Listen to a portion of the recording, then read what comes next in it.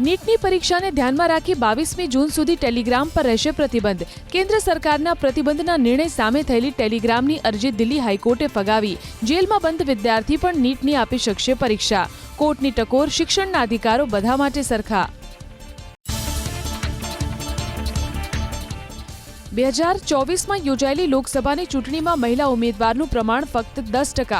લોકસભા અને વિધાનસભા ચૂંટણીના આંકડાઓ પરથી ઓડીઆરનું તારણ.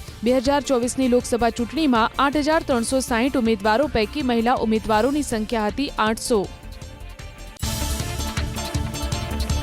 પીએમ કિસાન યોજનાનો 23મો હપ્તો આજે કરાશે રિલીઝ. પ્રધાનમંત્રી નરેન્દ્ર મોદી ખેડૂતો સાથે કરશે વર્ચ્યુઅલ માધ્યમથી સંવાદ. ગુજરાતના અંદાજિત 51 લાખથી વધુ ખેડૂત પરિવારના બેંક ખાતામાં 1,025 કરોડથી વધુની સહાય સીધી થશે જમા. ફૂટપાથ પર દબાણને લઈ સુપ્રીમ કોર્ટની ટકોર. ફૂટપાથ પર સુરક્ષિત રીતે ચાલવું તે બંધારણીય અધિકાર.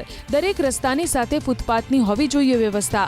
પગપાળા ચાલતા લોકોને વાહન ચાલકો મુશ્કેલી સમજે તે અયોગ્ય. રાહદારીઓને પણ મળવી જોઈએ પ્રાથમિકતા.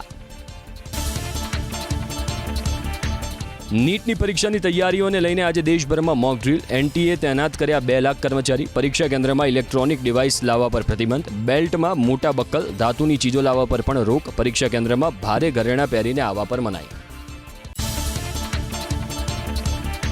યુપીએસસીની મુખ્ય પરીક્ષા માટે ઉમેદવારો 29મી જૂન સુધી ભરી શકશે ફોર્મ. ડિટેલ એપ્લિકેશન ફોર્મ ભરવાની પ્રક્રિયા શરૂ.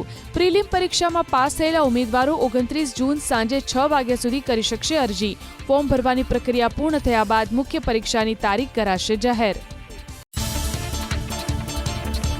અયોધ્યાના રામ મંદિરમાંથી દાનની ચોરીના કેસમાં સતત 6ઠ્ઠા દિવસે એસઆઈટીની તપાસ. અત્યાર સુધી 140 લોકોની પૂછપરછ. અખિલેશ યાદવે લગાવ્યો આરોપ, યોગીની રેકોર્ડ તોડ અયોધ્યા યાત્રાની પણ થાય તપાસ.